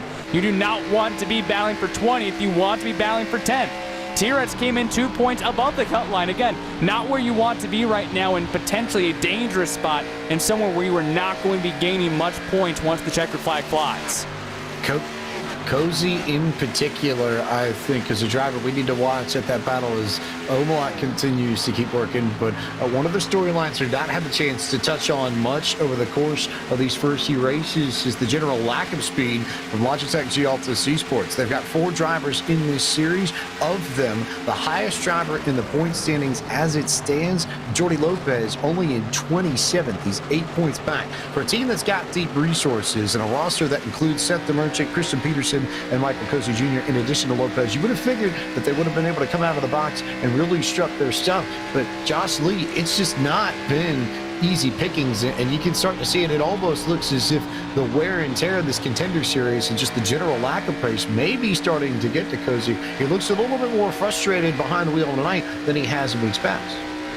Yeah, and I think of the qualifying series when I think about Logitech G Altus Esports. You remember how many drivers they had in the qualifying series as well? Well, they had 4 move into the Contender series that are racing here tonight. And you think back to the qualifying series as well, the massive amount of teamwork that we always saw from Altus. I think of Talladega right off the top of my mind, where they had all their drivers lined up on the inside line, barely moving from the top couple of spots for most of the race, both in Split 1 and in Split 2.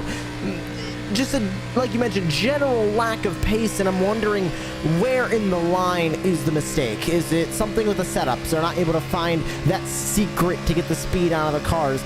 Is it just maybe lack of strategy or strategy uniqueness from other drivers, where they just kind of get stuck back in the pack and can't really move up? Is it the drivers not really meshing well with the car and the track combos? It just becomes an ever-long line of questions that we can continue to ask, but as we ask the questions, Logitech G Altus Esports continues to run through the midfield and onto the back of the pack as well. Big struggles across the board as Donovan Strauss is not struggling all that much. He's stretched it out to a 1.1 second lead over Femi Olot, who's now jumped up to second ahead of Blake Reynolds. But not a huge surprise. I think I want to touch on Reynolds for just a moment here, because we know he's a noted lover of big motor, small blade combos, enjoys running those in stock cars more than anyone else, and has plenty of propensity. You see him in leagues on Saturday nights, Sunday nights here in the iRacing community, getting the job done. So I would say I'm not surprised to see Reynolds coming to his own here tonight, and maybe this track more so than any of the others might suit his strengths, his ability to manage tires and manage the right rear over the course of a long green flag run. A good run for Blake Reynolds, who likewise has put off a strong start in this Contender series, currently sitting 7th in the point standings. I mean, tonight that stands to go up if he can hold on to this spot to the end of the race. Exactly. We've seen the strategy work out for Reynolds so far. They have executed their race to perfection thus far, able to keep themselves in a position to potentially win this race. Started 6th, has just kind of hung on to the very front of this field. And same thing for Femi Olot, who has went a little bit further back in the pack, but he started P2. Now he's back here in P2 again. Go back down to Justin Prince for some updates on our leaders. And the funny thing is, when it comes to Femi Olot, guys, was he was excited over the radio about qualifying in second, and his crew for tonight, Graham Bowen, Stephen Wilson, essentially told him with some negative reinforcement, don't get excited until you finish in second. Now he's worked his way back up there for tonight's action in the closing stages of this race, and in that respective camp, they feel like they've got a lot of good pace, especially to run specific lines around the racetrack. A lot of confidence in that camp right now in second position. Now, when it comes, meanwhile, to Colin Keister, their goal right now is to just finish inside the top 5 currently, with some of the pace struggles currently after losing so much ground in the first couple of laps to Donovan Strauss after the pit window.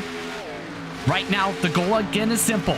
Finish top 5, get solid points in the Keister camp. Keister looking to continue the momentum that he built up with his victory at Homestead Miami last week. A few events to tell you about in the world of iRacing coming up.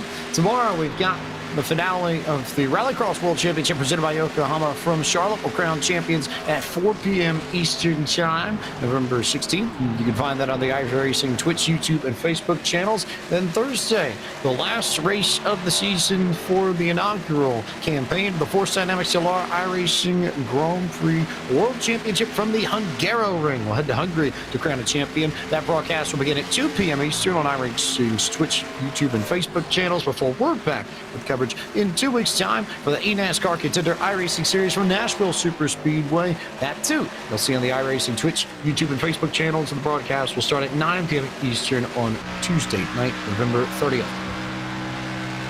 Inside at 20 laps to go, here's a look out of the man from Cypress, Texas. Blake Reynolds continuing to just sort of chug around the racetrack as it stands.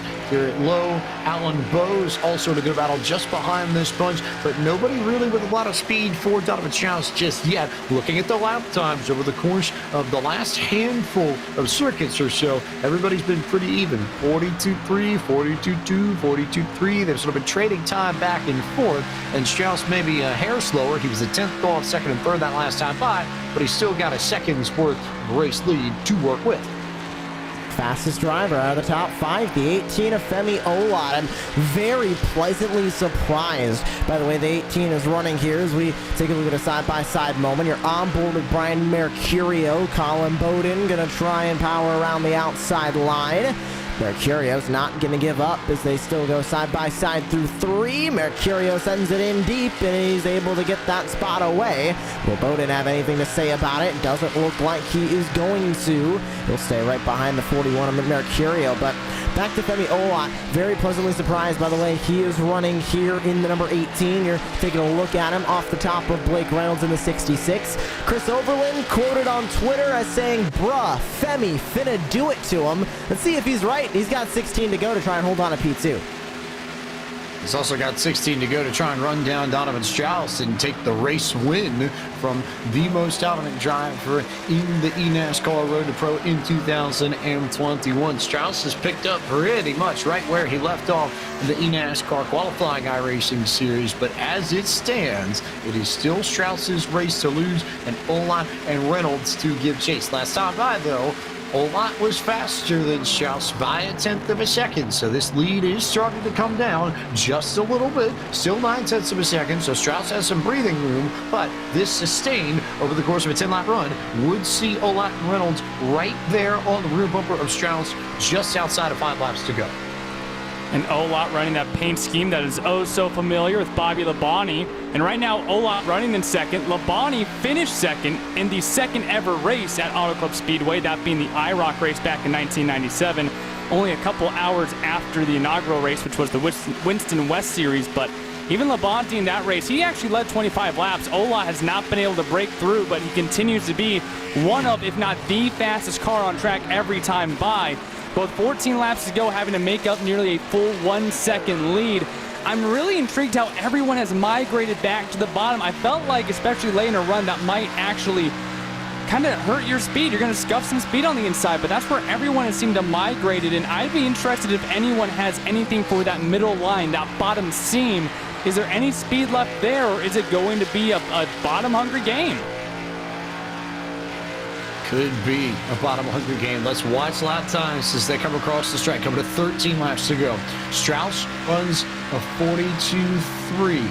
Femi a 42.3. Reynolds a 42.3. 75 to a 61 to a 29. So it's hundreds now that Olot and Reynolds are faster than Strauss. Not the tenths, but again, continuing to hold at about 9/10 of a second between Strauss and Olot as they continue to battle for the race win. Everybody else, though, behind them pretty much in line, and maybe intriguingly, everybody else running the top line, they've all found their way towards the fence a little bit further back in the field.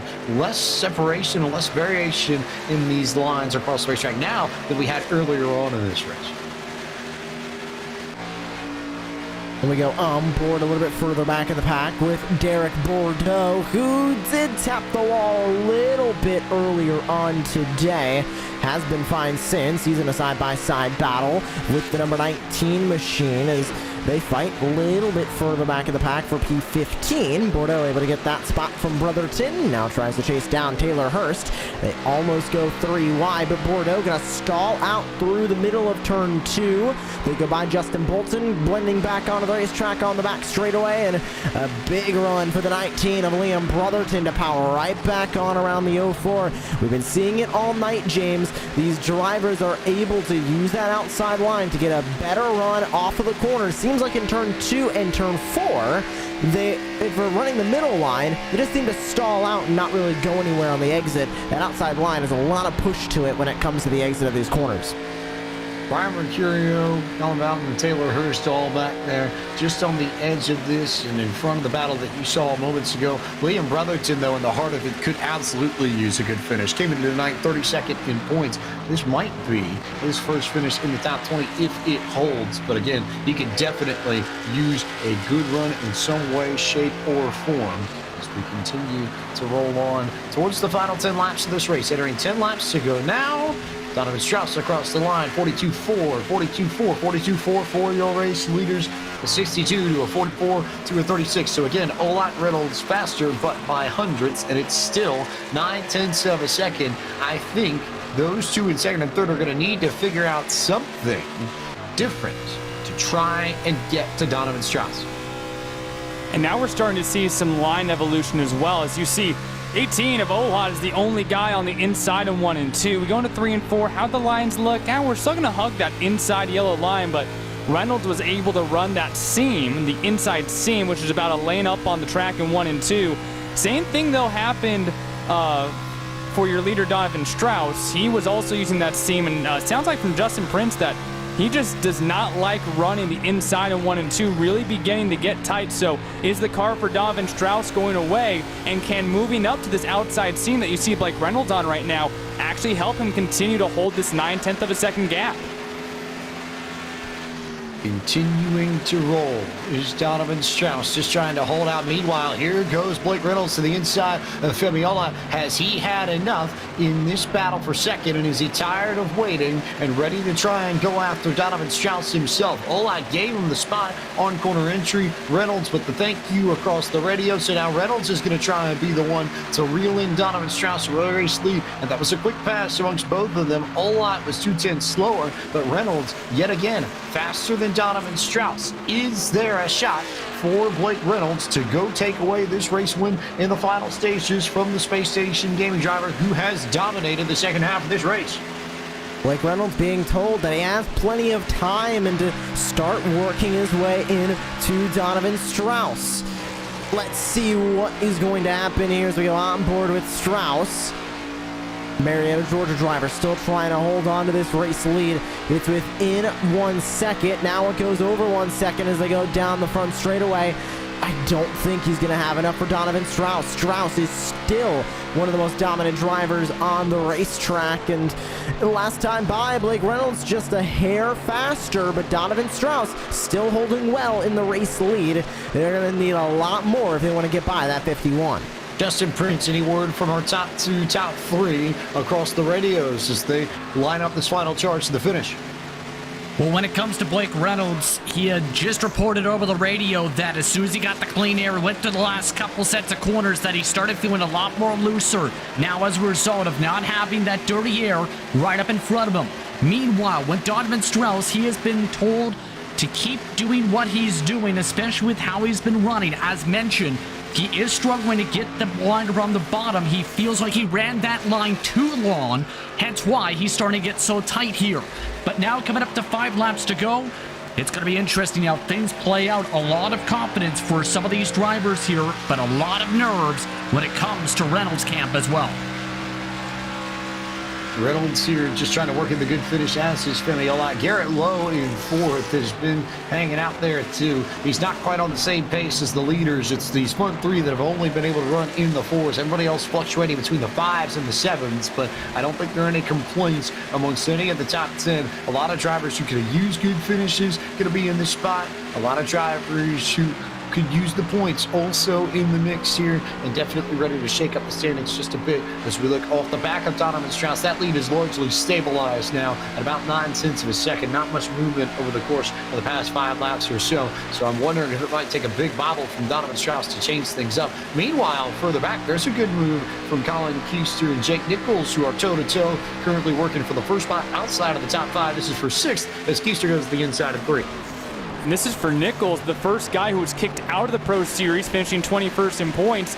Came into tonight 2 points below that elimination line. This is a great race for him that he needed to have. And Keister, man, they're just bombing slide chops back and forth. This is so much fun to watch. Both these drivers here, the 24 and the 8, and directly in front of them, Bose and Lowe are doing the exact same thing. You want every point that you can get in this 7-race series. This is race number 3 with 4 to go. You need every single spot possible. 2 drivers that I'd like to highlight that we've not touched much tonight, but I think we'll really like where they're sitting. Blade Witt in 9th and Brian Mercurio in 12th as it stands. In the point standings, Mercurio entered 31st, Witt entered 37th. They stand to make tremendous gains tonight if they can maintain their current running positions for these final handful of laps. So watch those 2. They should jump up in the standings if this holds when we get to Nashville in 2 weeks' time. They continue to fight for 4th, though. Alan Bose is the one in control of this, but Garrett Lowe is there. Jake Nichols is there. Colin Keister also there as they try and figure out who's going to take that spot just behind the trio of Strauss, Reynolds, and Ola. They continue to trade things back and forth as they go down the back straightaway. Donovan Strauss continuing to pull away at the front. But right now, looks like that top 3 is relatively set in stone. Of course, don't want to jinx anything. Anything can still happen with 2 to go. But Strauss leads, then Reynolds, then Olot. And then you have Alan Bose and Garrett Lowe, who are in a bit of a battle for that 4th spot. And then Jake Nichols trying to get up and into this group to try and walk away with the top 5 out of today. Everybody down low, up top, all over this place. We've seen drivers use every last bit of this racetrack tonight to try and find speed, but they're all still chasing Donovan Strauss. Steven Henry, who's going to come around and get the white flag this time by for what would be his first win of the Contender Series, but another flag planted in the ground in his Road to Pro campaign for 2021. 4 wins in the qualifying series for Donovan Strauss, and now looks to tack on 1 in the eNASCAR Contender Series. And what this would mean to the points moving into the final 4 races. Came into tonight 15th in points. This will be a massive boost for the 51 team. A big moment for Donovan Strauss. He had talked so much, he was worried about confidence. He knew how poorly this series went for him last year and wanted to make things right. Started off by dominating the qualifying series, winning the championship, and that was worried after week 1 whether or not the bad luck bug is going to begin, but you can see the smile on his face as he comes out of turn 4, a gigantic scream or 2 or 3 of celebration as Donovan Strauss out of Marietta, Georgia brings it home for Space Station Gaming and wins round number 3 of the eNASCAR Contender iRacing Series from Auto Club Speedway. That is exactly how you do it. Bad performance at Phoenix. He improves it at Homestead, and now is a winner. You mentioned 1 year ago how bad this series went for Donovan Strauss. He can smile now because he is 1 step closer to the Coke Series. It's not done. He still needs to put together 4 good rounds, but a win at this level is going to feel good for the 51 team. If there were any doubts about his ability to deliver in this series compared to the qualifying series where the pickings are a little bit easier, I'd like to think that this just put all of those to rest and then some, Devin Henry, because this was as smooth as a run I've seen in a long time on a long green flag run to close out a race. It was beautiful work from Donovan Strauss. And you could see the jubilation when he came across the line. He's still doing it now as he burns it down on the front straightaway. Started 13th, and much like we saw Keister do last week, just meticulously worked his way through the field, partially on strategy, partially on setup, and partially on some bad racing.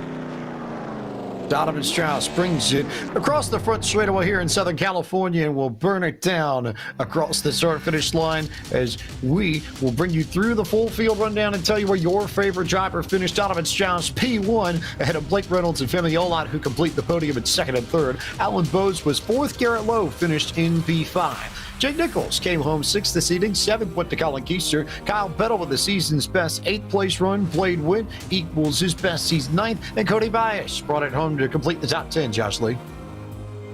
Back from there, coming home P11, Caden Honeycutt with Brian Mercurio P12, Colin Bowden, Taylor Hurst, Brandon McKissick is going to round out your top 15.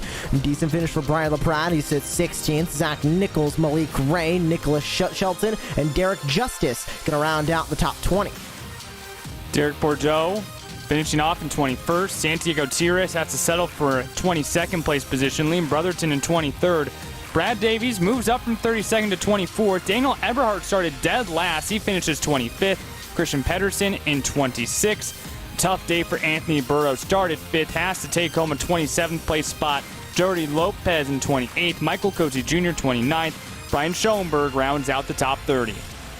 Parker Retzlaff with an uncharacteristic slow run today. He was 31st. 32nd was Jake Matheson. Seth the Merchant finished in the 33rd spot. 34th went to Ashton Crowner. Dylan Ault came home in 35th. 36th went to Ryan Doucette. Justin Bolton finished in 37th. 38th went to Casey Tucker. And 39th, the final position in this field, went to Blake McCandless after his early troubles. He'll be using his job off of this race at Auto Club. That completes your run through the field and your full race rundown. Let's now bring in our race winner from Space Station Gaming, Donovan Strauss. And Donovan, after everything that you went through last year and all that you've gone through these first 3 weeks, do you legitimately feel like you are fast in the Contender Series now that you have a win?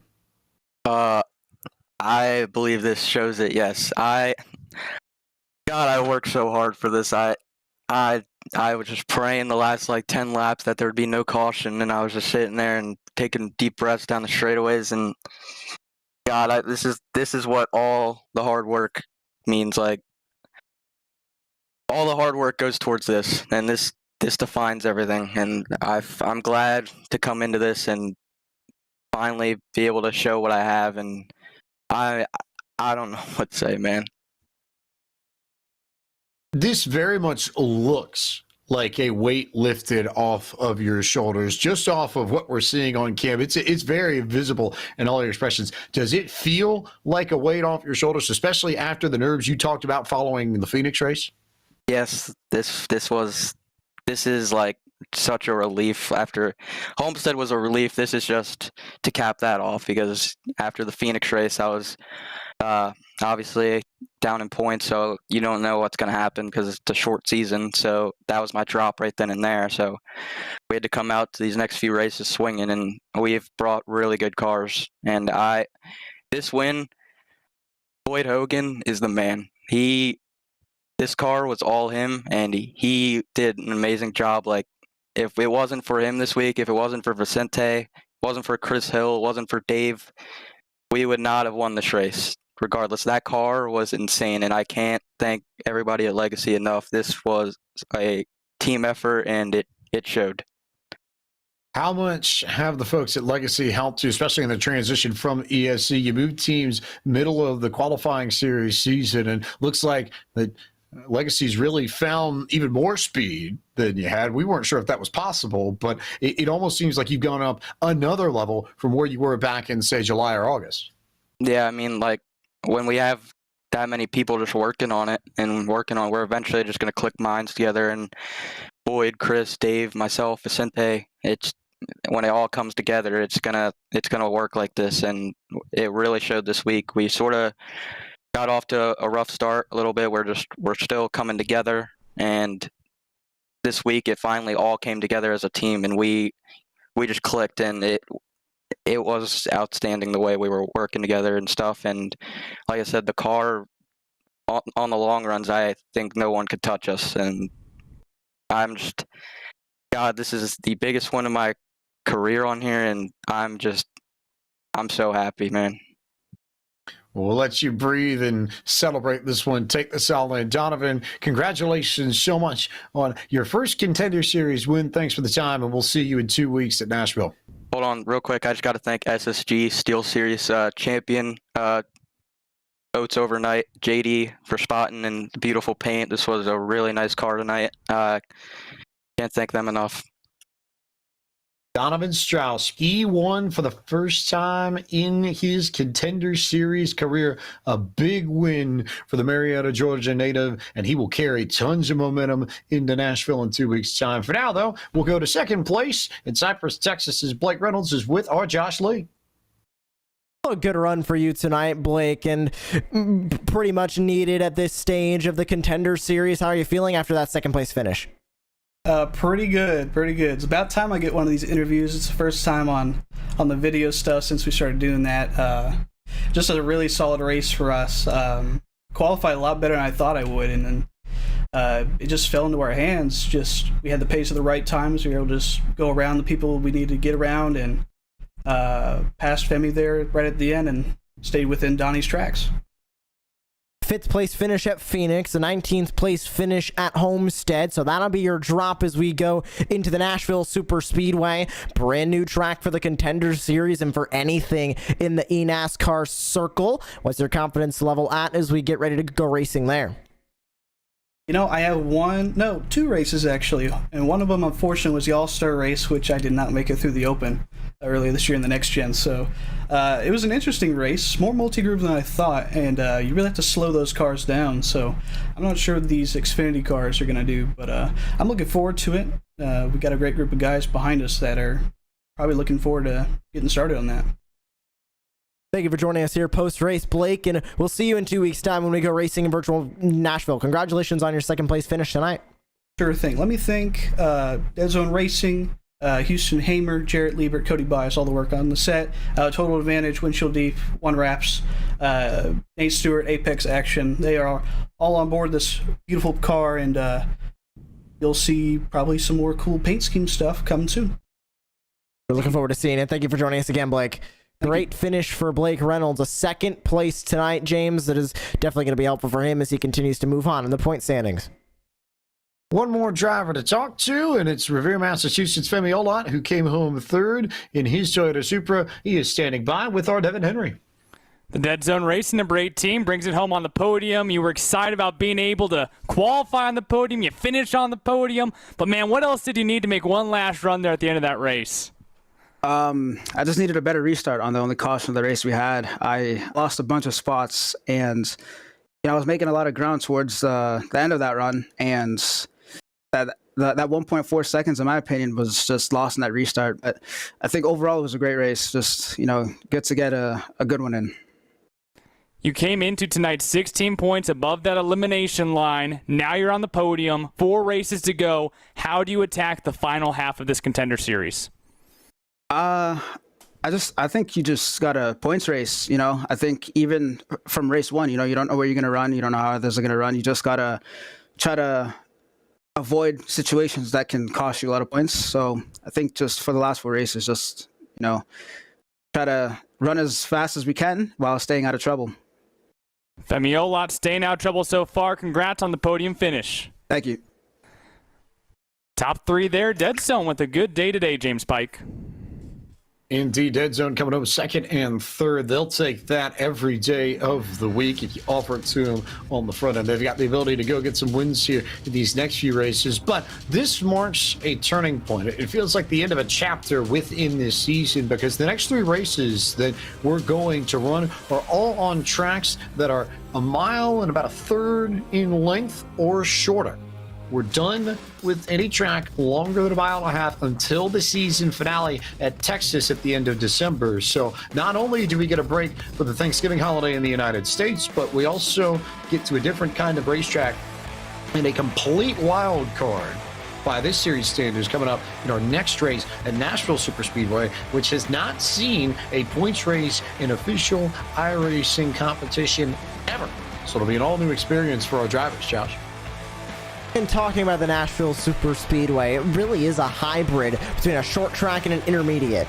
Not exactly as long as an intermediate, but, you know, just a little bit less than a mile and a half. But you got to really brake for those corners. We saw in June in the real life side of things of the NASCAR Cup Series, a lot of people comparing it to a short track and the way they brake for the corners. A lot of them, they're on the short track package as well, but a lot of them having issues with the brakes because they were not expecting to brake that much at a track that is more suited like an intermediate in terms of length. So we're going to see, like you mentioned, James, a wild card. It's a bumpy surface. It's a surface that eats up tires. We're going to see a lot of the same things that we saw from Phoenix in Nashville, and then going down the rest of the schedule. We still have a bit of time left, but it's only 4 races.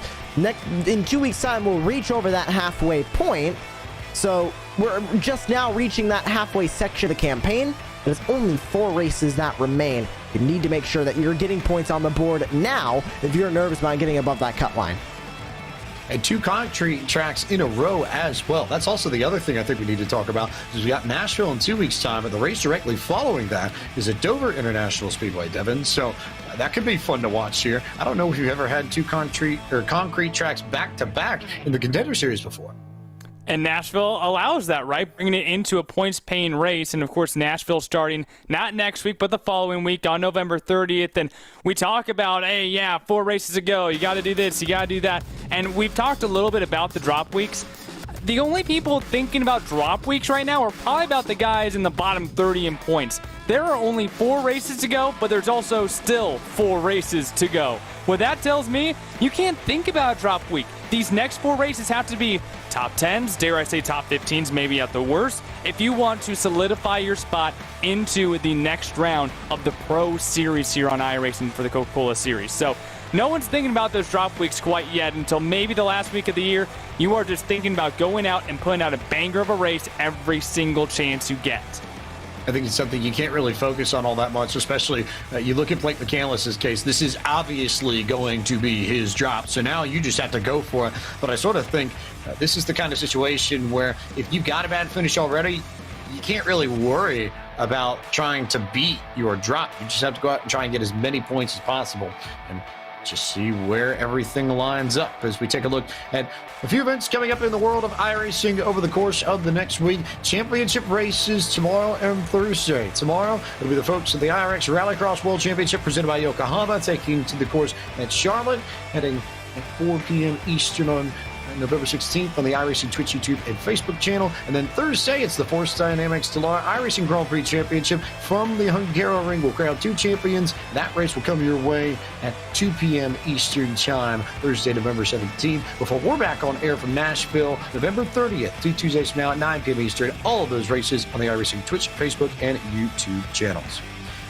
For Tyler Hudson, Drew Adamson, Sean Ambrose, Cisco Scaramuza, and Corey Revenge at iRacing, for Gary Sexton, John Theodore, and our team at Podium Esports, for our producer Ryan Bauer, camera builder Dougie Beard, and our team in the booth and on the pit road this evening, Justin Prince, Josh Lee, and Evan Henry. I am James Pike, the voice of Podium Esports. Thank you so much for watching our coverage of the eNASCAR Contender iRacing Series from Auto Club Speedway. Congratulations to our race winner Donovan Strauss, and we'll see you in 2 weeks' time from the Music City at Nashville Superspeedway.